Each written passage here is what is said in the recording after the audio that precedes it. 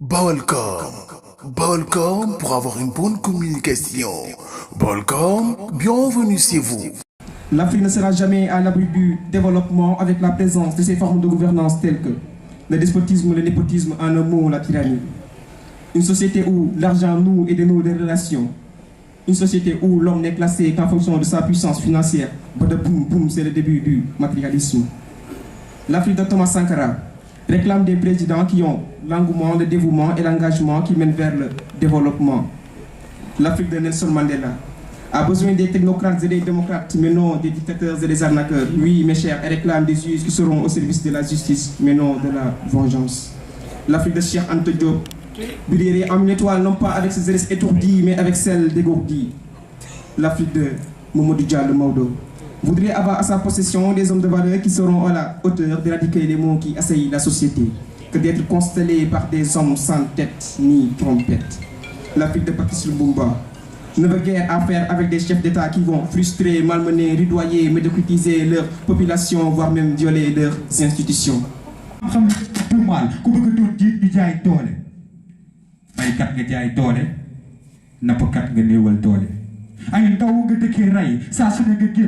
dëkkee lay njiitum réew bi bul sànq sa askan koo ñu tee taxoon ñu dégg la suñu réew nga tas yaakaar soppi suñu réew sa kàddu yi démb wuteeg sa jëfinu tey waat naa ni yaa di saay-saay islam.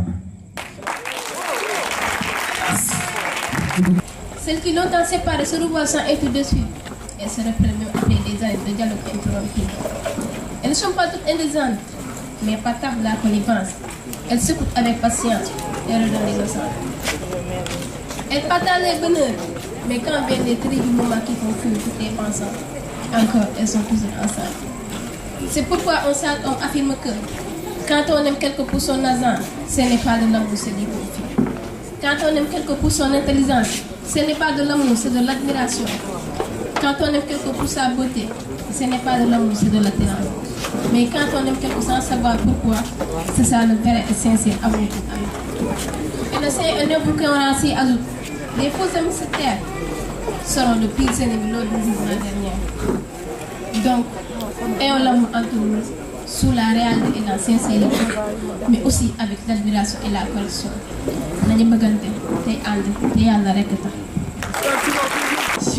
Je pars dans l'obscurité de la nuit pour trouver au sommet vers une vie plus épanouie. Je pars loin d'ici, loin des regards, à la recherche d'une lueur d'espoir, pour les rires de demain, pour les sourires d'avenir. Je traverse les épreuves, les détours, les douleurs, car pour un voyage plus grand, je brave toutes les heures. Je pars les étoiles pour seule compagne, dans l'immensité de la nuit où se dessinent des montagnes. Je défie les frontières, les vents contraires, car je suis un voyageur, un rêveur solitaire. Je pars pour un horizon montagne où le soleil brille, où tout est serein. À la recherche d'un avenir radieux, de transmotion les restes croisés. Je pars pour un futur plus lumineux, plus grand. Pour bâtir des rêves et laisser derrière moi le temps. À travers les défis, les semaines incertains, je poursuis ma quête pour ce voyage sans fin. À travers les ombres, je trouve la clarté. Pour la famille, les amis, j'affronte ma réalité. Je pars. garab gii mbaa ay fanam dina gudd bu dëkkee si ñàkk ay car mag mi le mbaa lu yàgg dina ko dund bu dëkkee si ñàkk ay cër jaasib gàcce lañ ma cor bul ni ma bisaŋ ci bis yi ku bisam fekk biir géej ndax dinañu bisi déedéet waaye nii lañ dëkkee bu nit ku ñuul reyul nit ku ñuul a ngi dee ci géej ay yaakaar lab si ndox ay yaay toog sa ngéem ndax def nañ doom seeni koom boom seeni doom nañu leen waxal donte wax fajul seeni góom. C'est la faute au silence si la violence s'élance, si cette tension menace, si les souffrances s'amassent. C'est la faute au silence si cette rancœur vivace terrasse sans rémission, sans nom, sans vraie mission. Sur ce coup, chut, silence. J'ai juste une question. Pourquoi se taire? Pourquoi se laisser faire? N'est-elle pas à nous cette misérable terre? Cette terre qui a vu naître nos pères et mères? Cette terre des hommes géniaux, formidables. Ne soyons pas venaux, ne soyons pas minables. À cause de ce silence, la vie fait peur. À cause de ce silence, la paix s'évapore. À cause de ce silence, des jeunes gens meurent. Que ce silence soit maudit. Et ça, sur l'heure. Voyez, fille, ñu war a waxane ciel musiba law ba sa collu ba ma ne fi jamono toll wax dafa jot waxal maa jottali na kàddu gi biir nguurum noppi gi nañ ko tasee laayante biir di laajante ay mbir ki jiitu paaka ci mbar daa réere mbir moo tax baykat ba ca toolam borom gaal gay nappi sàmmkat ba ci juróom bu ci kenn noppi kàddu bal la waaw waaye mun na tax ba ndox mi ball suñu réew mi nampoon ci mbaax léegi mën a li muy gàll moo na ñu noppi suñu kàddu seen ndoddu lañ ko gàll réew mi doxul wala kon solul ay dàll. Je ne prétends pas être une lumière, mais je suis trop intelligent pour accepter qu'ils fassent de moi un raciste anti-blanc. Ils essayent de diviser, j'essaie de construire des ponts. Si je fais du slam français, c'est pour contrecarrer leur plan. Si au j'échec, je dois jouer, ça ne sera jamais pour être un pion. J'écris des textes explosifs et je n'ai pas besoin de bombes. Si la France a un défi, son homme savant et vivre ensemble. Ils nous maintiennent dans la peur, ils nous maintiennent dans le stress, ils nous tressent. Je sais que l'ordonnance est fausse, le médecin veut m'anesthésier. Mais je suis un soldat qui choisit à quel moment il se tait, à quel moment il se bat, contre qui et pourquoi. Donc je serai toujours mal à l'aise face aux médias et la presse. Vers le choc des civilisations, les médias s'empressent. La troisième guerre à l'horizon, plus une menace mais une promesse. Si la mort venait me dire, il ne te restait que 5 minutes, bah j'aurais souhaité la paix et j'aurais slamé 5 minutes. Que le slam s'enflamme. moo fent noor ak nawet fajar ak njolloor tàngoor ak seddaay tam moom mooy ki ñuy aar ba tey mooy aji tëgg gi di aji yërmande gi moo nëbb moo feeñ moo leer moo lëndëm te laqaree xam ndax moo ngi fépp yërëm naa ko nelaw ba dee ta xamul la yow mi jara xam yow ay xamal képp ku xam moo bind àddina bind alaaxira bind aljana bind safara bind jinne bind malaayika bind nit ak mala ngir ñu jaamu la yaa fekk ku ñëpp fal nga folli ko fekk ku ñëpp folli nga fal ko yaay yaakaar yaay ku ñuy aar yaay laahu akbar kon maam baal ñu suñuy bàkkaar loo bokkul baaxul loo soppul dagan loo bëgg araamul loo aarul aaruwul ku mu doon ak fu mu doon ak ku mu doon ak lu mu mën doon te yàlla bokk ca loolu neen la fekk naa bu dee ko ca neen ya lu ko mooy la lu dul yow neen la yéen maa dem ma jiitu ma dem ci ñun ba tax na bu ñu ko tooñee jéggal mu jéggal dëgg ma yaay kun fa yàkkoo ko ajuwul ci sa digle dina réer te du jub ci torox tànge wallaahi boo ñu attewul ci sa yërmande dinañu tumuranke ci am ndox la ñu sàkkee ci raw ak dox la ñu tàggatee ci miima ak wax bi ñu dooree waññil bàkkaar bi ñu ne la dooree noppi ak wax ni ñu xam mooy galaaj biy aare daf yàlla digle tabañ cee xaare moo li ñu musal ci lee boon ak ay naxe xamul pël séeréer wala joola waaye moo bind baadoo la tadu yom ak man la ni ki soonin ki tukulóor wolof ak bambara yi xeet ñu war a fettali ay saafara ko xam te bàyyi ma man ma gën la féete kaw daal tere ngay champion na bay gën gi mi def mais te nga bën li Maodo def talent bee bëri ñoom ñu am plan pour dajeeg man mais ku mel ni man dootul am ci game bi abadan bambale ci ndox kenn dootul kappar daa yi man soxna jaara tenket guerre bi dugaa yi ak man fii nay baax ñu dem ma bokk si bu naree bon ma bàyyi gaale boo dem am na doom am na kuñ tudde bàyyi su baaxee ñu xool Malcom su baaxee ñu xool Malcom le 28 décembre inchallah dina disponible ci Étoile 5 TV la fierté du Baol Malcom su baaxee ñu xool moom moo ma dugal ci son bi uniquement pour ñu def ça ate ñu xool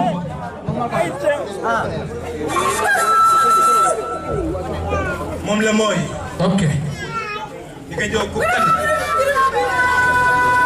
moom la mooy borom leeri nuurul ca laal moo dubloo Omar Ali indi nodduloo Bilal moom la mooy kenn ki njukkal ñeel saa bu peel di gasteen ba peel di bënn ba mel moom la mooy ki def ci yow loolu mi xarit teel kon moo di kenn ki kennal kenn ki ko kennal kontaan ci kenn ko koo tax mu sàkk sax ba sàkk sax ba sàkk sa sàkk sax tax ba sàkk sax tax ñu sàkk sax tax tey bu góor tey dëgg góor am kàttanu jën ndox dóor ci mbax mu daw taxaw sax te du lool jur fa gàncax gu law ba te dóor te moo mu doon ak moom bekkoor kon moom la mooy ci moom nga bàyyeekoo di yàpp ak ndox mu dëpp sa xal la mooy ki danga ko jox la nga pare pour ŋaan mu bañ sa xal la moo la toroxal ba nga pare pour xaadi mu teral la moo la yónni nga noppi pour dem mu jëkk tere la mu ngi nii te mu ngi nee mu ngi fii seen naa ko fee mooy ki sàkk suuf ak asamaan nit jinne malaat bépp rab ba mooy ki mën moo la sàkk ma sàkkal ma paa sàkk sama waxtu bu ko neex mu fàtte kenn du kaas moom la mooy kenn ki kennal sang bi nga màggal ba def ko sëriñ ak koo doon xam ko jaamu ko teel lii mooy sa njëriñ mooy ki may bàyyi borom fay du bi siggil Bamba ci ndox Maodo Malick borom Tiwaawoon wàcc fa baa ngi dox kenn du maam li maamu dem dëkk ma teenga sant laay aji gëm dëkk day néew lim amul bilaay mooy ki may iblis mu naagu réer ba sànku te war ko fasu gaa yu baax yi boo ko mënta dàq doxal nga war ko ñaata ñëw wéet di ko mooy sometime mu def njaboot am na ñuy sëy ci farata ay at te la koñ boot moom la mooy kon tey yoon la jàmm bi koy sangal samp ndëndëm bëgg dënd ndax leer ci leer dëndëm ndëndëm si ma xa xool nay gëtëm tax koo ne ci lëndëm bu du too nag moom ñun ñu dee ci lëndëm mooy ki la jox ne te jox ma baa moo jox ganaar cuuj te moo remplir an ñu ko la ko baa wallahi moo xàll cuuj kon moom la moom la buuri borom ngóori moom la buuri moo di borom ngóori mooy buuri ok yor ngóori mooy ki yebal mawti jox ko xale ma ngir mu tëpp ruu yi moo di borom gu dégg ba jëkk moo def air ci poumon ba tax nga mën sa kër kon na ko ñëpp waxande o moom la buuri borom ngóori mooy ki yebal mawti jox ko xale ma ngir mu tëpp ruu yi mooy ki sànq aw feebar ok ba jëkk moo def air ci poumon yi mën sa kër kon moom la ni ko Joe and Malcolm foog gis bi xel mu sell gënal ma lii mooy suñu koom salaam pour tout le monde. merci. ci moom ni ko team Soble Junior du loolu ngay laaj Baye Mbaye moo ma def kaan yi moo tax ma bàyyi bépp xeetu jigéen Linguère Jokkeer ak Mami daa mujjee ñëw tool li jonge Assane mujjee Jimbo moom la kan li nekk tool loof wallaahi rax na magique sama bëggee ci moom yaay du lu may kafe joxeelam ci man du lu kenn di dute ndaxte góor maa gën a lee waaw dama ñaaw mais gis naa ne noonu laa ko gën a lee des fois ma toog ci jotaay xee pour Souley ak Sidi ne damay gën a lee non daa fekk ne Xadijatu am na lu ñu leen ko bëgg ndegam jigéen ji gën ci gën te jigéen ji gën du gën ba gën jën kon kuy jigéen di jeune ma taxaw gëm sama Xadija moo leen gën c'est elle la femme plus mature. Elle anesthésie mes souffrances et elle soigne mes blessures. Je jure. Sa beauté me donne l'audace de dire qu'elle est la plus belle des créatures. Elle est si simple. Pas de pédicure ni manicure, voilà. C'est du pur plaisir qu'elle me procure. Mon amour, yow firil feex yaa fëx fël fomp fii bi foogoon moo fës ci faar yi fépp say feeb moo fës ci fanfaar yi foo ma fan la fan la fonk la fës toor yi fii wu foofoo yeeg faamu fooy yow yaa gën ci ñëw. J'aurais voulu te dire je t'aime mais en réalité je ne peux pas parce que ce mot de cette lettre est vraiment minime pour pouvoir endosser tout ce qui m'anime. Kamate la oui non du protéger xaritam mooy raw dugg tigi buñ ko dee seet deesul génn ci biti ay bët buñ ma ko bëggee yow yaay dëmm tigi bàyyil sa moroom yi ngay dibi nit ak xalam bu ko ndoppee jëfandikoo mook ma la deeyam ñun comme ay jën nañ ba lekkante suñu biir man comme X flyam. À travers le slam je vous passe le salam messieurs dames. Une fois de plus c'est la femme que je slame. Oui. Et c'est cette dame que j'acclame. Je clame, déclare mes drames devant vous, messieurs, dames. Elle est née rose aux yeux bleus, perle dans la nature, elle. Elle est fille, elle est fleur, elle est femme, elle se fane. On me dit souvent que mon art dérange quand je pense que je dis nuance qu'elle les dérange. On me dit souvent que mon art porte préjudice, on plaide être coupable d'utiliser mes mots en ma guise. Moi qui n'ai que les mots en guise d'âme, je les aiguise car c'est la justice que je vise. On me dit souvent que mon art porte à totalité des institutions. Libre, j'abuse ma liberté d'expression. L'islam est devenu l'islam à connotation. xipil nga xool ma jege si ma te def ma sa góor yëg-yëg bi may am si yow nekkul lu dul ak cofeel def ma sa dameel ñu ànd fii si géeju mbëggeel soxna Oumy dama lay xool bu rus ndax sa rafetaay jàppal ni boo dee ànd may sa cuuraay laajal sama xol yaa di sama wéeruwaay jaxase nga xel bi teg si naatal xol bi ne la jàgg xam ne yaay bidoo bi leeral xol bi wóorul ay ni yow laa tànn te yow laa taamu jox ma sa kàddu te ñaan lépp antu alxayri bi daal di jëppi salaam. Ah, je vois. Ça ne vous touche même pas. Ça ne vous touche même pas. Ça ne vous pousse même pas à bouser, à causer, à pousser des cris face à ces crimes commis par l'humanité. L'homme est plein de vanité, fatuité. Il se perd dans des banalités, fatalités. Fatal est l'état du fils d'Adam qui dans son histoire bise des larmes, lisse ses armes, lisse ses lames. Lance des missiles qui, sur leur chemin, tuent des âmes. Ah, ces hommes sont ni sains ni saufs. Ceux qui ne se gênent pas d'imiter les fauves, d'irriter les autres, d'exciter des horreurs. À chaque heure, sans honneur, moi j'ai peur. Peur de pouvoir, de vouloir, d'entrevoir, de voir ma propre face dans un miroir. Peur de nier, de se fier. Je vais me tirer d'ici car... Je vais me tirer d'ici car ici, il n'y a que des mensonges. Et même si les mensonges, ils n'osent même pas. Ils n'osent même pas idéaliser, réaliser. Mais liser sur leur front cette tête qu'ils font. L'espoir fond sur leur tête et ils s'effondrent.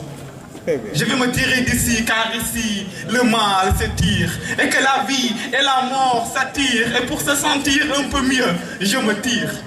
Laissant juste ici, ma satire. Une satire, oui, parce que ça tire.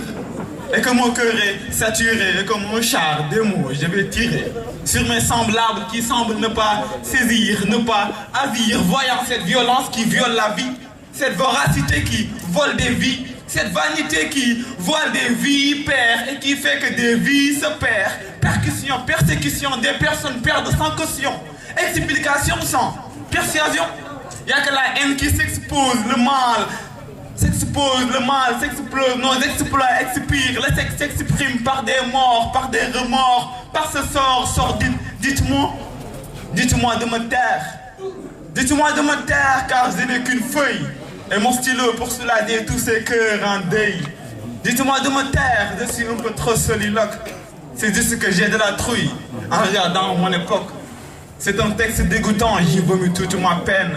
J'avoue qu'il n'y a que la peur qui emplit mes veines. J'ai mal à mon air, alors je mets des vers sévères. Mais je garde encore de l'espoir et je persévère. J'espère que l'homme s'éveillera. Pour l'instant, il se perd. Il est temps qu'il se sert de tous ses repères. Slam. Maintenant, les valeurs telles que le jom, le foule, le faïda, le ngor, le deuil se sont envolées car dorénavant, oui mes chers, nous prenons la médiocrité. Nos cœurs sont ensanglantés par la haine et la cruauté. Wallahi, xol yi léegi dañoo feebar. Ñu bokk ndey ak baay foo leen fekk ñoo ngi xiiroo ko ŋaayoo. Samba ala géej gu noonoo gi moom bëri na loolu.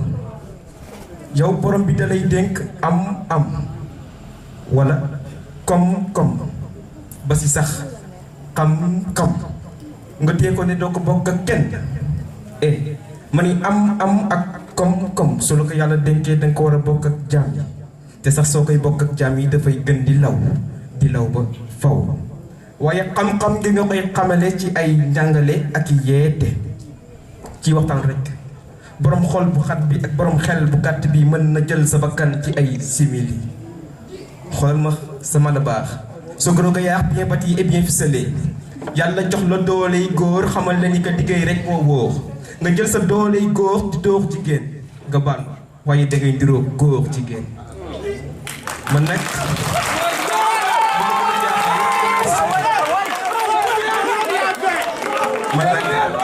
li ma gën a jaaxal gën ma sonal gën ma tiiteel gën ma jombal ci suñu Sénégal mooy léegi ak bon dañ ko jël teg ko ci kaw a kaw di ko tiitaroo di ko safoo di ko ndamoo di ko gëlëmtikoo di ko bànneexoo moo tax duñ jug ci bu yaay yooyu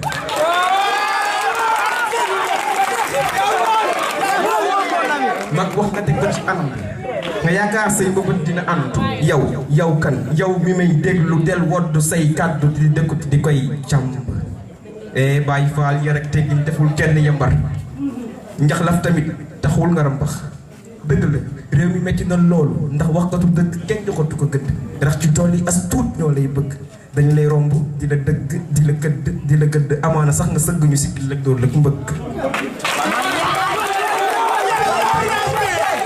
loolu wut météo loolu ndaxte bëri na xaaxaam ak i jam-jam waaye bul mës a fàtte yaa bëgg a woddoo xam-xam jamono gii mes chers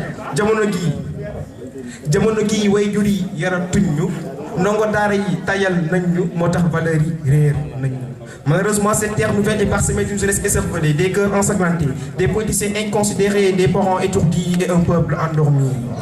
Mesdames et messieurs, j'ai l'honneur et l'immense plaisir de dire à tous ceux qui incombe le devenir et l'avenir de ce pays qu'il n'est jamais trop tard afin que nous ne puissions pas alanguir dans le pire de l'État.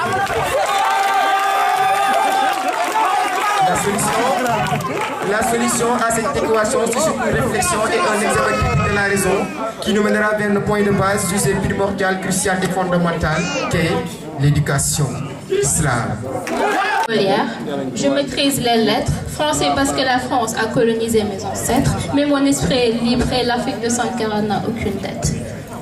Mon grand-père a voulu se voir, il a vendu mon grand-père. Qui a donc profité de qui? Demandons-le aux tirailleurs sénégalais. Ou aux Zarki. Pourquoi pas même les lobes juifs, sans oublier les criminels nazis, aussi criminels qu'ils étaient, ils n'ont pas été lâches. C'est-à-dire qu'ils n'ont pas vendu leurs confrères. Bouna Awandiaï, je me représente. Je suis slameuse, je suis poétesse, qu'on s'entende bien, mais je ne compte que sur mon talent. Je ne suis pas une fuite, il n'y a que ma détermination qui est bras long. Bouna Awandiaï, je me représente.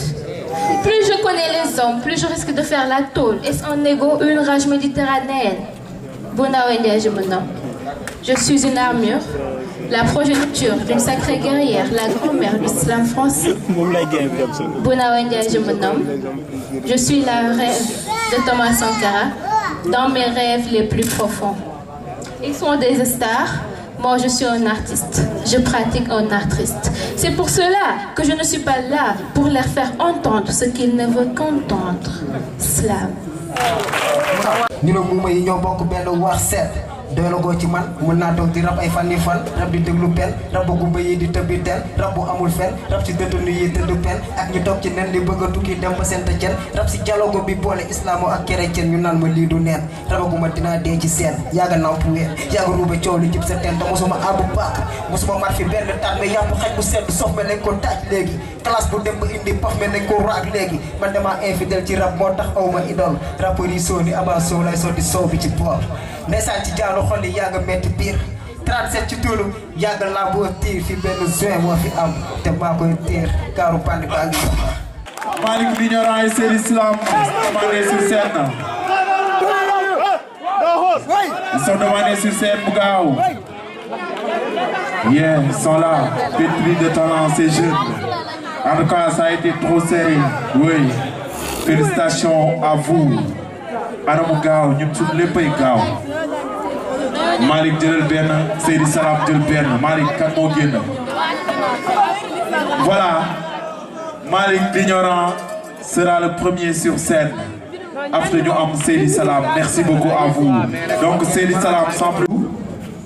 mbokk yi bàyyi nañu ma àndandoo yi sori nañu ma dëkkandoo yi jéppi nañu ma sama àdduna yàqu na te sama aljana leeru ma sonn na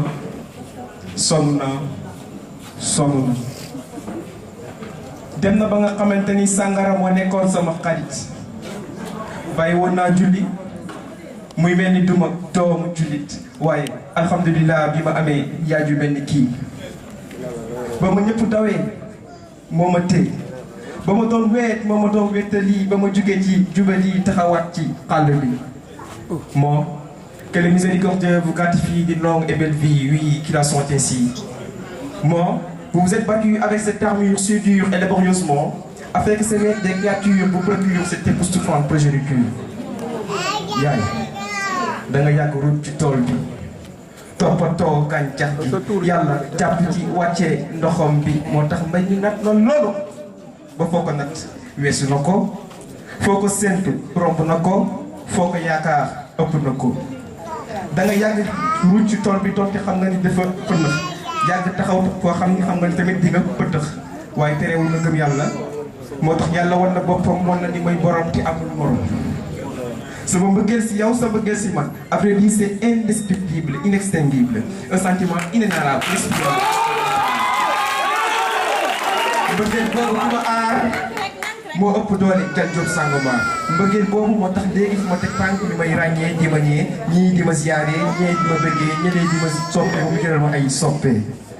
C'est le pouvoir du mbëggeelu qui se montre belle, naturelle, consubstantielle et sempiternelle. Au nom de la paix, mais le mal me murmure à l'oreille. Je crie quand il fait noir, quand la peur me prive de sommeil. Quand il me fait veille, je dénonce l'injustice de mon époque. Quand l'éclair lune n'éclaire plus mes yeux. Ah oui, mon époque a pour nom la reine du désarroi. L'époque des présidents qui se croient déjà rois. L'époque de la corruption et de l'injustice. L'époque des liens haineux que les unités. N'as-tu pas vu que la paix s'en va? Que le ciel ne pleut plus comme avant? N'as-tu pas vu les tourments quotidiens? Tout ce qui est bien s'effondre quand il tient. La mer est désertée, à quoi bon péché? Il y a ces désirs qui amplifient nos péchés. La terre est stérile, à quoi bon semer? Les hommes sont en péril, ils n'osent pas s'aimer. L'air est pollué, ce qu'on ne pourra pas nier.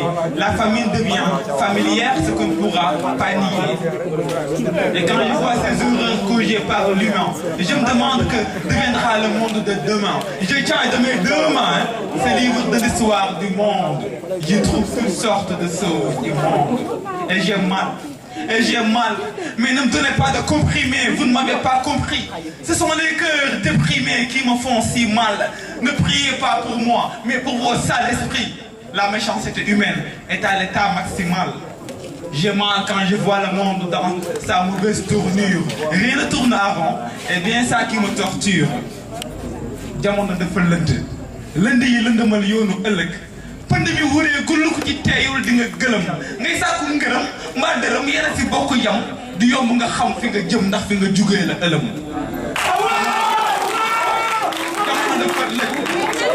jamono dafa lëj gisoo koo laaj ñi nga war a laaj ñoo njëkk a laaj sa baaxu jaaxle ñi la jegee koy daaj boo bëggee baax la xamal ne beroy waa ji. Bâtir un havre de paix à cette heure si triste. C'est le prix à payer pour que la terre subsiste. Soigner le mal par le bien, ça devrait suffire. Épargner les innocents et ceux qui devraient subir. Prendre les devants, étaler nos bannières. Bannir l'air d'avant, vivre sans manière. Sans manigance, juste vivre pour vivre. Sans arrogance, que les cœurs se délivrent. Flamme. Et donc, li des moo des à jaaxali li des moo des à Malcom li des moo des à pour yéen kan moo war a gagné.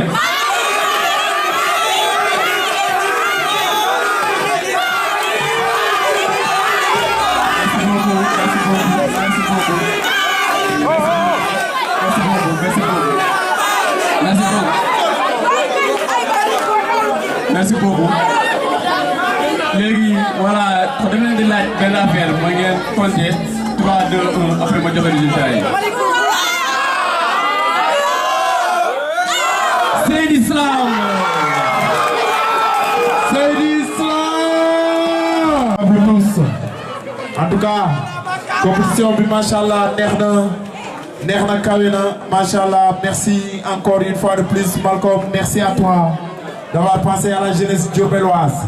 Malcolm, merci pour cette belle initiative. Merci beaucoup. Voilà, l'e-moyen sportivité. Merci. Merci beaucoup, Malcolm. Balcom pour avoir une bonne communication. Balcom, bienvenue chez vous.